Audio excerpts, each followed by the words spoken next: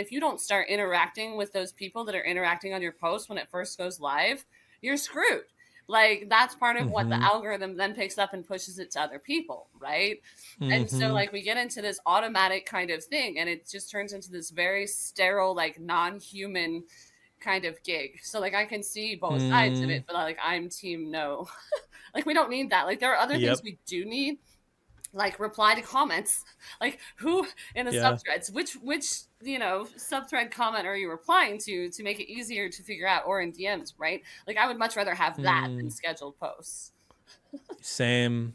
I'm not a believer in scheduled posts either. It's like you gotta you gotta post your thing yourself, like at the time you choose. I think it's messed up. A lot of the other platforms have just turned into like, guess what? You don't have to be here because there's buffer, and because of this tool that you can schedule things, you can just never show up on our platform, And then we just but use take advantage. ChatGPT to make your, post for you, and then you just schedule it, and Yeah, then it's just yeah, and then they wonder why the people aren't engaging in there or not, like, and then people try to yeah, do that here, and it's like, what what are we doing here? This is not the same thing as everywhere else, and if you do that here, it's not going to do what you think it might.